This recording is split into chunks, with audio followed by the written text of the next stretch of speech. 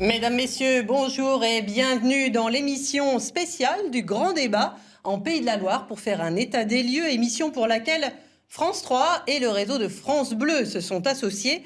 À mes côtés, Grégory Julien de France Bleu Loire-Océan. Bonjour Grégory. Bonjour. Nous allons faire le point ensemble sur les attentes et les propositions faites dans notre région un mois quasiment après le lancement, le début de ce grand débat national. Dans cette émission, plusieurs invités. Mounir Bellamiti, député La République En Marche de Loire-Atlantique.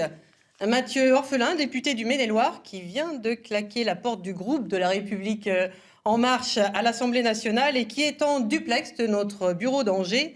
Et deux maires, Grégory Hortebise, maire d'hiver droite de la Bazoges-Montpinçon, c'est en Mayenne, près de la ville de Mayenne. Et Thierry Millon, en duplex de sa mairie d'Ingrande-le-Frêne sur le Loir, c'est à la limite entre le Maine-et-Loire et la Loire-Atlantique. Quelques chiffres pour lancer ce débat du grand débat. Selon le dernier sondage YouGov, 44% des Français se disent prêts à participer à ce grand débat.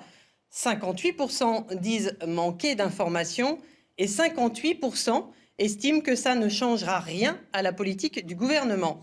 On voit qu'il y a toujours beaucoup de défiance. Mathieu Orphelin, est-ce que c'est normal, un mois après le début du grand débat? Ou est-ce que c'est inquiétant? Non, D'abord, ce chiffre très positif, pratiquement un Français sur deux souhaite ou peut vouloir participer au grand débat national. C'est énorme, ça veut dire que plusieurs millions de Français, peut-être plusieurs dizaines de millions, vont participer. Et c'est ce qu'on voit sur les premières réunions qui ont eu lieu en Pays de la Loire. On voit de fortes affluences partout et c'est très bien comme ça. J'entends également dans le sondage que vous avez donné, effectivement, la volonté de beaucoup d'entre eux d'avoir plus d'informations sur comment contribuer.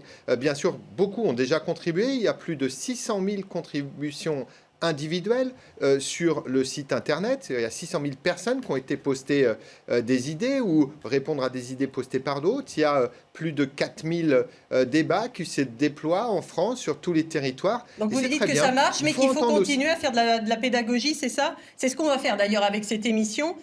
Grégory Julien, comment ça marche? C'est quoi ce dispositif du grand débat? Alors le grand débat, c'est du 15 janvier au 15 mars. 2 mois, il y a 4 thèmes qui ont été retenus, dont la fiscalité et les services publics. Il y a plusieurs possibilités pour s'exprimer. Il y a le site internet du grand débat national. Il y a également des réunions d'initiatives locales. Il y a les cahiers de doléances dans les mairies jusqu'au 22 février prochain. Et puis, il y a les conférences citoyennes. Mounir Bellamiti, arrêtons-nous sur les conférences citoyennes. On a vu que certaines fleurissaient un petit peu partout en France. Est-ce qu'il y en aura une dans les Pays de la Loire? Je souhaite qu'il y en ait une en Pays de la Loire. Aujourd'hui, elle n'est pas programmée, mais vraisemblablement, elle le sera. Donc, dès qu'elle est programmée, les informations circuleront pour participer, pour que les citoyens s'y associent également. Le 15 mars, toutes ces contributions vont être centralisées, analysées. Également, qui s'en occupe? Des agents de la fonction publique, une société privée? Il y a une décision qui a été prise là-dessus?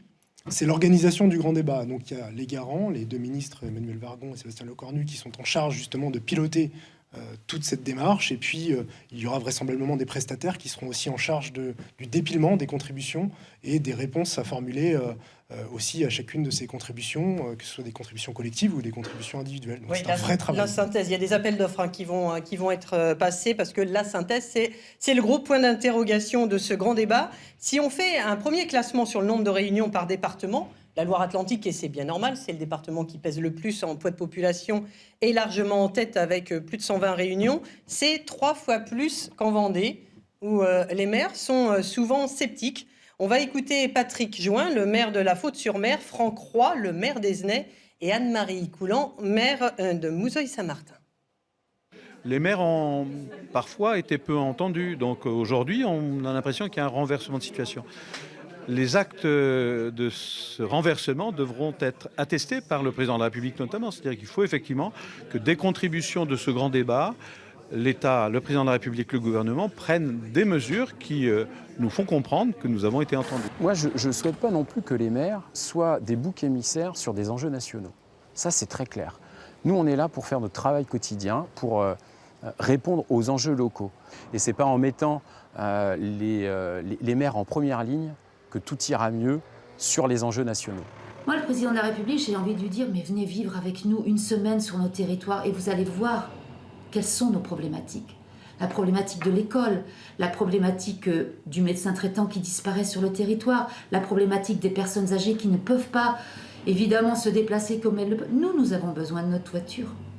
Nous sommes à 15 km de toute grande ville. Et j'ai peur que de Paris, à l'intérieur du périphérique, on ne soit pas tout à fait auprès de ces problématiques-là. Thierry Millon, on vient d'entendre des maires sceptiques. Vous êtes le maire d'Ingrande. Est-ce que vous êtes sceptique, vous aussi? Est-ce que vous y croyez à ce débat? Bon, écoutez, moi je ne me prononcerai pas ni sur l'organisation ni sur le thème. Comme on l'a dit, c'est l'État qui l'a préparé. La seule chose que je peux souligner pour ma part, c'est qu'après 4 mois de mouvement, il est peut-être temps effectivement qu'on sorte un message, que ce soit pour l'équipe des Gilets jaunes, d'ailleurs comme pour nos concitoyens autour de nous, qui puissent s'exprimer. Donc rien que dans ce sens-là, ça me paraît être un point nécessaire. Grégory Hortebise, vous l'avez senti venir, ce mouvement des Gilets jaunes et ce besoin de parler? Alors nous l'avons eu sentir même bien avant qu'on reçoive la lettre du président de la République nous demandant d'organiser ces débats sur nos communes. Pourquoi nous l'avions anticipé? Parce que nous étions tout simplement à l'écoute de nos concitoyens. Et puis lorsqu'on est à l'écoute, lorsqu'on a la proximité avec nos habitants et qu'on a une vision panoramique et pas forcément avec des œillères, eh bien on s'est douté, nous en tout cas élus basogéens, que le pays allait mal. Le gouvernement a eu des œillères, c'est ce que vous dites? Oui, je pense. Et personnellement, juste avant qu'on nous demande de faire des débats publics, il y avait la demande de mise en place d'un cahier de doléances, ce que je n'avais pas accepté. Pourquoi? Parce que lorsqu'on est élu de proximité, nous, la mairie, je pense que beaucoup de maires pensent comme moi, surtout les petites communes, c'est 24 heures sur 24, on est disponible. Moi, personnellement, mon portable, il est affiché sur la porte de la mairie. Donc, je trouvais malvenu de mettre un cahier de doléances alors qu'au final, j'étais disponible au quotidien pour recueillir les problématiques et éventuellement remonter soit à nos parlementaires, quels qu'ils soient. Donc, un gilet jaune, par contre, m'a alerté, et c'est ça qui m'a fait me dire, je pense que vraiment, là, ça va mal. Je propose à mes élus d'organiser un débat citoyen bien avant que ce soit lancé. Et votre premier débat, vous l'avez fait le 23 janvier dans votre commune. Mounir Belhamiti, voyons avec vous, le premier débat que vous l'avez fait avec des patrons de la CCI, vous avez été invité. C'est un choix pertinent quand on est député de la première circonscription de Loire-Atlantique, d'aller voir des patrons tout de suite?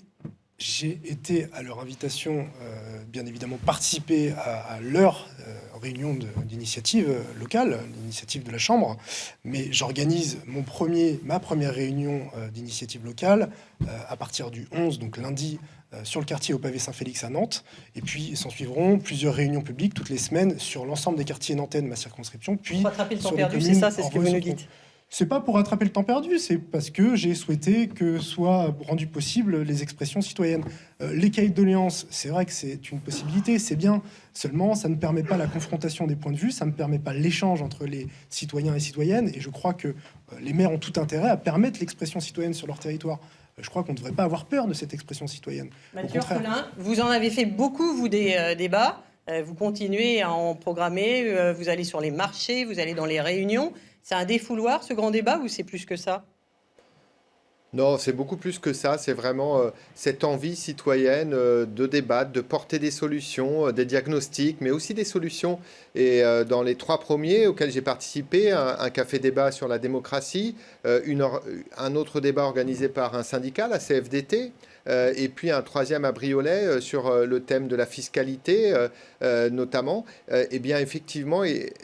On a vraiment beaucoup d'échanges, on a beaucoup de propositions. C'est un temps où d'ailleurs beaucoup de ceux qui participent à la fin nous disent « et si on faisait ça chaque année ?» Mais c'est une idée géniale. Effectivement, il y a besoin de ces respirations démocratiques, de ces échanges. Et vous savez, tout à l'heure on discutait, on entendait certains maires dire « moi je ne voulais pas organiser, je ne veux pas organiser ». Mais il y a beaucoup de maires qui ont organisé des débats. 60% des 4000 débats organisés, ils sont organisés par des municipalités ou par d'autres acteurs institutionnels locaux. Et donc chacun prend ses responsabilités. Les maires qui sont ces élus en qui les citoyens ont confiance prennent leurs responsabilités. Ils ne sont pas là pour répondre à la place de l'État. Ils sont mais beaucoup d'entre eux ont dit oui, nous allons organiser ces temps d'échange, bien sûr, et après remonter les informations au gouvernement pour que les décisions gouvernementales et nationales soient prises. Mais c'est vraiment les Français, vous savez, ils ont confiance dans leurs maires, dans leurs conseillers municipaux. Oui, c'est d'ailleurs, très bien comme ça. ce sont essentiellement les maires dans lesquels les Français, ils le disent sondage après sondage, ils ont effectivement confiance. Après un mois de débats, de réunions, de contributions, quelles sont les propositions des citoyens? Grégory, on nous a transmis quelques synthèses, des maires ont fait ça. Et il faut bien avouer quand même que ça part un peu dans tous les sens, non? Oui, on va prendre l'exemple de la Bazoche Montpinçon. Le maire est avec nous, Grégory Hurtebise. 4 thèmes dans votre commune, 65 propositions. Alors ça va du développement des labels AOC à l'installation d'éoliennes en mer. On passe par la TVA à 5,5 pour les produits de première nécessité. Il y a également le rétablissement de l'ISF, bien sûr, mais aussi moins de SDF dans les rues, renforcer la surveillance des lobbies. On le voit, Christine, ce sont des propositions qui sont assez vastes et assez éclectiques. Alors après, qu'est-ce qu'on va faire de tout ça? En tout cas, les propositions les plus fréquentes, elles concernent la vie de tous les jours. Selon un sondage Odoxa, 82% des Français considèrent que la fiscalité et les dépenses publiques sont prioritaires. Thierry Millon, vous êtes le maire d'Ingrande. Il y a 5 débats à l'échelle de votre communauté de communes. En tant que maire, quelle est votre priorité dans ce grand débat national ? Écoutez, très simplement, nous avons, avec les maires du pays d'Ancenis, dont nous faisons partie, nous avons souhaité pouvoir offrir un cadre. Et c'est pour ça que nous avons organisé 5 réunions, 4 sur les 4 thèmes du gouvernement et une qui sera un thème plus généraux. Et donc, ces débats commencent ce soir. Nous n'en sommes pas les animateurs, nous sommes juste les organisateurs en fournissant le cadre. Et ça se terminera début mars. Mais vous, vous en attendez quelque chose, Thierry Millon, vous en attendez quelque chose, des propositions concrètes?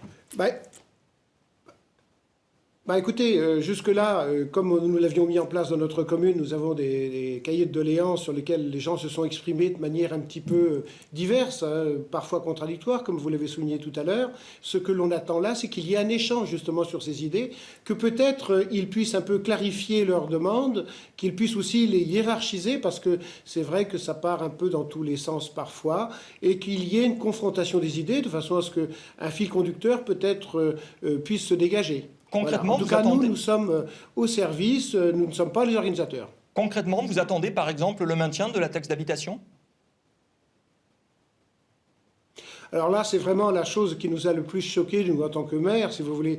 La taxe d'habitation, c'est le lien entre l'habitant et sa commune avec les services qui sont rendus. Elle est supprimée unilatéralement.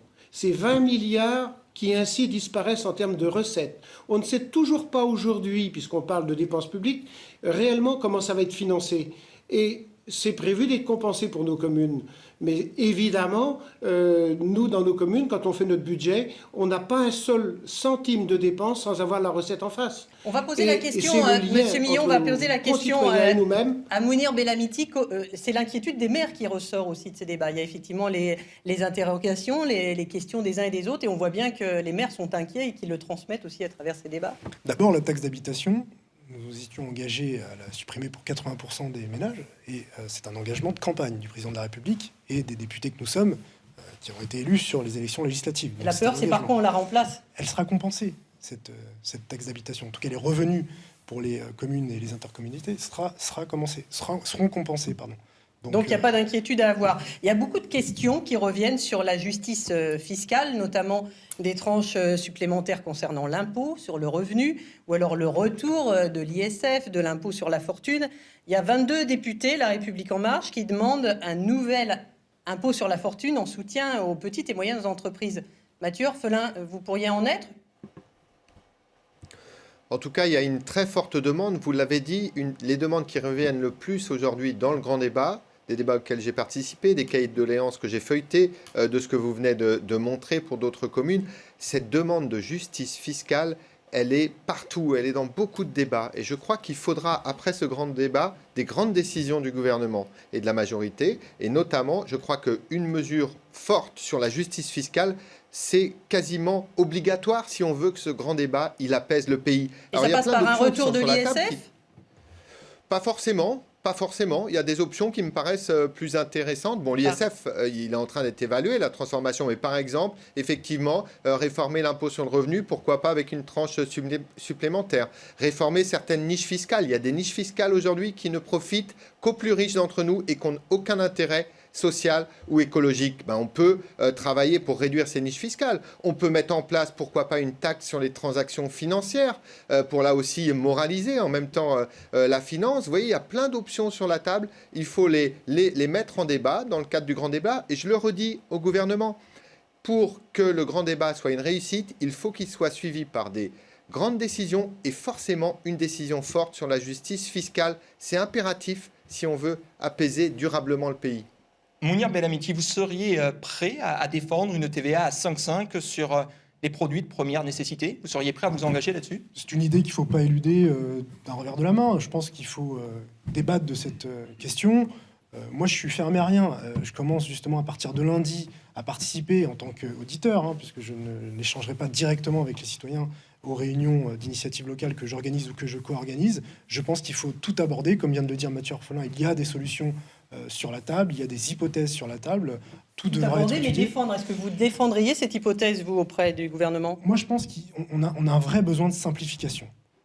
Avant de dire il faut supprimer telle ou telle niche, telle ou telle tranche, etc., je pense qu'il faut simplifier et rendre plus lisible notre fiscalité. À partir de là, effectivement, on aura déjà des leviers d'action et des leviers de simplification qui nous permettront d'être plus efficaces, de rendre l'impôt plus efficace.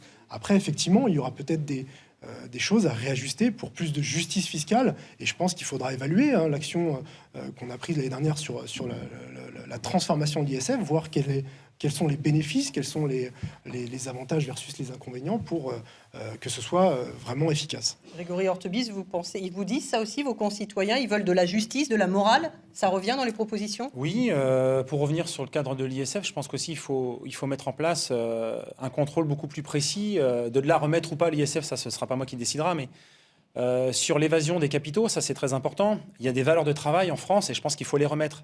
Elles sont en train d'être exsangues.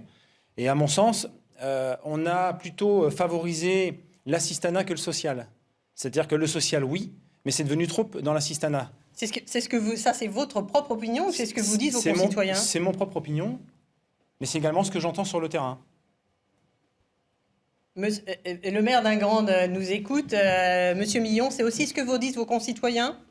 Oui. Oui, privilégier, dans les remarques qui nous sont remontées, privilégier le travail au détriment de l'assistanat, effectivement. Mais je me permettrai de revenir vers notre député. C'est gentil de dire aux communes que ça va être compensé, la taxe d'habitation. Mais 20 milliards, elle est où la recette? Il faudra quand même bien la trouver. Et on ne conçoit pas en tant que maire qu'on puisse avoir une telle dépense dans un pays qui est en déficit permanent sans avoir imaginé au départ la recette. Et c'est un lien avec nos concitoyens qui a été supprimé sans concertation avec nous. C'est quelque chose qu'on ne peut pas laisser passer, qu'on n'accepte pas au niveau des collectivités. Alors, pour le moment, il vous dit que ça sera compensé. On va continuer parce qu'il nous reste peu de temps. L'autre priorité des Français, on le voit bien dans ce grand débat, c'est la démocratie et la citoyenneté. Ils sont 56% dans les sondages à dire que c'est important. C'est un des thèmes majeurs, d'ailleurs, ce sont ces 3 lettres qu'on a beaucoup vues dans les manifestations de Gilets jaunes, RIC ou RIC, le référendum d'initiative citoyenne. Pourtant, il n'est pas du goût de tout le monde. On écoute sur ce sujet Édouard Philippe, le Premier ministre. Si je voulais le dire en une formule, je vous dirais le RIC, il me hérisse. Je ne suis pas pour. On rentre dans une mécanique qui est terrible. Où d'abord on passe son temps à remettre en cause des choses sur lesquelles, a priori, on s'est mis d'accord. Mathieu Orphelin, ça vous hérisse aussi, le RIC? Non, pas du tout. Et je crois qu'il y a plein de façons d'imaginer ce référendum d'initiative citoyenne qui répond à la demande de beaucoup de citoyens, même si ce n'est pas d'ailleurs dans les débats auxquels j'ai participé, ce n'est pas forcément l'idée qui ressort en premier, mais je trouve que c'est une idée très intéressante. Et pour rassurer le Premier ministre, on peut imaginer par exemple un référendum d'initiative citoyenne qui ne soit pas abrogatif, c'est-à-dire qu'on ne puisse pas utiliser pour supprimer une loi qui a été votée 2 ou 3 mois avant. On pourrait imaginer un référendum centré sur des nouvelles propositions, des référendums bien encadrés où les citoyens peuvent s'exprimer sur des questions de la vie quotidienne, sur des décisions pour leur leur vie quotidienne. Moi, au contraire, cette nouvelle démocratie participative, ça me paraît pouvoir venir renforcer la démocratie de notre pays. D'autres pays ont réussi. Évidemment, je pense à la Suisse, mais voilà. Donc, moi, je pense qu'il y a des bonnes façons d'imaginer ce référendum en mettant toutes les limites. Il ne faut pas qu'il puisse être révocatoire pour révoquer les élus. On a déjà les élections, c'est tout simple. Hein. Mais par contre, pour des nouvelles propositions, pour des nouvelles idées, des nouvelles orientations, ça me paraît un outil très intéressant. Et donc, sur ce point, je ne suis pas en accord avec le Premier ministre. Thierry Millon, vous, quel est votre avis là-dessus sur le RIC? Vous êtes favorable ou pas? Écoutez, ce qui a été dit, puisque nous avions eu une journée de consultation citoyenne le 27 janvier, nous étions la deuxième commune après Saint-Clair-du-Rhône à avoir une telle consultation. Finalement, ça a permis des échanges d'une autre nature et ce qu'attendent nos concitoyens, c'est qu'à côté des élections représentatives pour la gestion des différentes institutions, eh bien, il y ait une forme de consultation possible, à la fois sur les faits de vie quotidien, sur les faits de société, et après tout, c'est une manière d'échanger, de compléter un petit peu à la Suisse les orientations que l'on peut retenir dans nos actions quotidiennes. Donc, moi, je trouve que c'est pas, ça peut être un complément utile et effectivement, si ce n'est pas révocatoire, comme le souligne M. Orphelin, les élections sont là pour la révocation. Grégory Ortebise, avoir un peu de référendum d'initiative citoyenne pour vous aider à gérer le quotidien, ça serait bien? Ça ne mérite pas, mais ça pourrait piquer. C'est-à-dire que je pense qu'il ne faut pas en abuser. Il y a des antériorités, des historiques, sur Notre-Dame-des-Landes dernièrement et au niveau de l'Europe, où le résultat final n'a pas été suivi. Donc attention à ce genre d'initiative. Et également, je suis d'accord avec mes collègues, il y a des élections, on a élu des gens qui ont été élus sur des programmes. L'autre question que je rends à la population, lisent-ils vraiment les programmes? Parce que peut-être nous n'en serions pas là. C'est-à-dire que le président Macron, je n'ai pas voté Emmanuel Macron, ni au premier ni au second tour, j'ai voté blanc au second tour. Malgré tout, j'ai organisé un débat citoyen sur mon village. Vous voyez, j'ai joué le jeu. C'est-à-dire que les habitants lisent-ils les programmes? Le président Macron est en train d'œuvrer sur son quinquennat sur des choses qui majoritairement étaient inscrites sur son programme. Donc laissons-le travailler. Après, si ça ne plaît pas, plutôt que de l'ERIC, eh bien voilà, il y a les élections. Et les gilets jaunes, je préférerais qu'elles soient à la rigueur dans les isoloirs. Comment on laisse sa place aux citoyens? Comment on lui laisse plus d'expression, Mounir Bellamiti? C'est ça en fait, parce qu'ils nous disent aussi, on voudrait qu'on nous écoute plus. Alors est-ce que c'est de la proportionnelle? Est-ce que c'est du référendum? C'est quoi? Moi, je ne suis pas contre le principe du référendum. Après, il faut s'inspirer de ce qui marche. Je veux dire, les collectivités, les mairies notamment, ont déjà mis en place des dispositifs de dialogue citoyen, de concertation, de co-construction, de consultation parfois aussi, qui fonctionnent sur les politiques publiques locales. Donc, inspirons-en nous au niveau national pour qu'il y ait une continuité du dialogue et qu'on crée réellement une démocratie délibérative qui permette à tout un chacun de participer à l'action publique, en tout cas d'orienter l'action publique en parallèle de la démocratie représentative qui, elle, effectivement, elle est légitimée par les élections et qui, à l'inverse, peut être reprise par les élections aussi. Mathieu Orphelin, vous êtes favorable, vous, pour le mandat unique? C'est réclamé également dans ses contributions, dans ses propositions? Moi, je trouve qu'encadrer au maximum les grands mandats, je crois que c'est très bien, effectivement, parce que la France a trop souffert des professionnels de la politique. Ça veut dire quoi encadrer, Mathieu Orphelin? Ça veut dire quoi encadrer pour vous? Par exemple, pas plus de 2 ou 3 mandats de parlementaires, par exemple. Pour l'instant, dans la loi qu'on était en train d'étudier, qui a été stoppée, qui reprendra juste après le grand débat, on était sur 3 mandats maximum. Moi, je pense que 2 mandats de parlementaires maximum, ce serait très bien.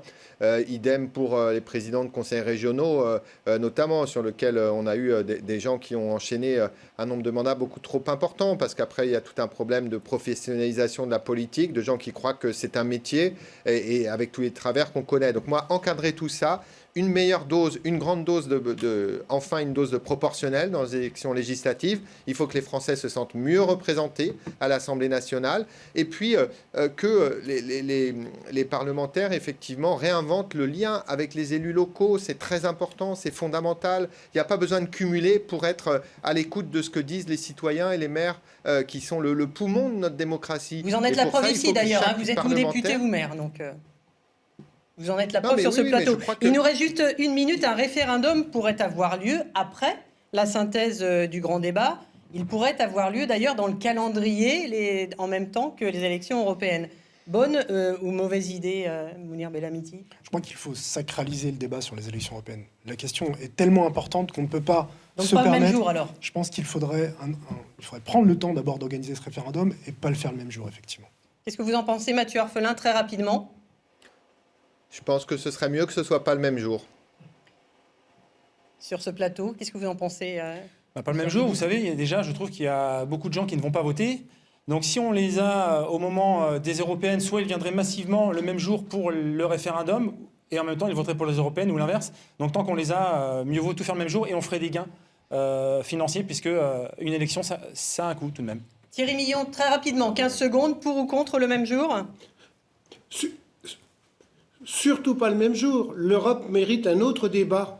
Et une remarque, madame, c'est qu'on a voulu avoir le mandat unique. Eh bien, écoutez, si beaucoup de nos élus nationaux avaient un mandat local, de petites communes par exemple, eh bien, peut-être qu'ils seraient plus proches de nos préoccupations au quotidien.